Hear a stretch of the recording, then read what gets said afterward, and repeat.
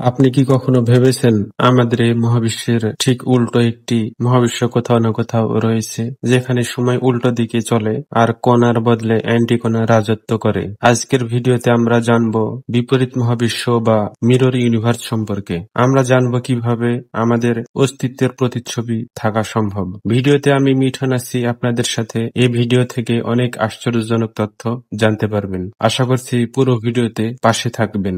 মহাবিশ্ব মানে সবকিছু, যেমন সময়, স্থান, শক্তি, পদার্থ ও পদার্থবিজ্ঞানের নিয়ম। কিন্তু বিজ্ঞানীরা মনে করেন আমাদের মহাবিশ্ব হয়তো একমাত্র মহাবিশ্ব নয়, এর পাশাপাশি থাকতে পারে আরেকটি বিপরীত মহাবিশ্ব, যা এই মহাবিশ্বেরই একটি প্রতিফলন। 2018 সালে দুই পদার্থবিদ ল্যাথাম বয়েল ও নীল তুরগ এ মডেল প্রস্তাব করেন। তারা বলেন বিগ ব্যাং শুধু আমাদের মহাবিশ্বের শুরু নয়, বরং এটি দুই বিপরীত মহাবিশ্বকে আলাদা করেছে। তত্ত্ব অনুসারে বিগ ব্যাং এর বিপরীতে অন্য একটি মহাবিশ্ব তৈরি হয়েছে, যা আমাদের মহাবিশ্বের সাথে সমান্তরাল কিন্তু বিপরীত। আমাদের মহাবিশ্বে সময় সামনের দিকে চলছে, কিন্তু বিপরীত মহাবিশ্বে সময় উল্টো দিকে প্রবাহিত হচ্ছে। সেখানে অ্যান্টিম্যাটার প্রাধান্য পেয়েছে। অ্যান্টিনিউক্লিয়াসকে কেন্দ্র করে ঘুরে পজিট্রন, ডান হাতি কণার বদলে আছে বাম হাতি কণা। আর সেই মহাবিশ্ব আমাদের মহাবিশ্বের আয়নার প্রতিচ্ছবি, একেবারে আয়নায় দেখা ছবির মতো।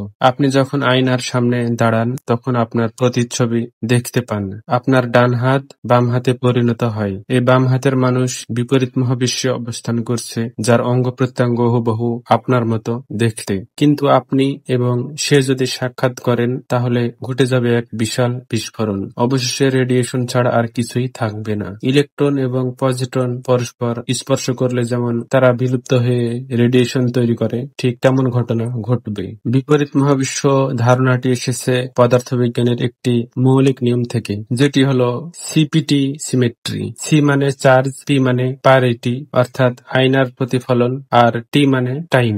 তত্ত্বটি বলে যে যদি এই তিনটি উল্টো করে দেওয়া হয়, তবে পদার্থবিজ্ঞানের নিয়ম একই থাকবে। অর্থাৎ এমন একটি মহাবিশ্ব সম্ভব যেখানে সময় উল্টো দিকে চলে, চার্জ উল্টো আর দিকও উল্টো। প্রশ্ন হলো, কেন বিপরীত মহাবিশ্ব প্রয়োজন? কারণ হলো বিগ ব্যাং এর প্রাথমিক পর্যায়ে ম্যাটার অ্যান্টিম্যাটার অসামঞ্জস্য ছিল। বিগ ব্যাং এর মাধ্যমে ম্যাটার অ্যান্টিম্যাটার একই সাথে তৈরি হওয়ার কথা, কিন্তু বিজ্ঞানীরা কেবল ম্যাটারই খুঁজে পেয়েছে, যেটা দিয়ে আমাদের এই মহাবিশ্ব তৈরি। তাহলে অ্যান্টিম্যাটার গেল কই? এই প্রশ্ন থেকে জন্ম নেয় প্রতি মহাবিশ্ব।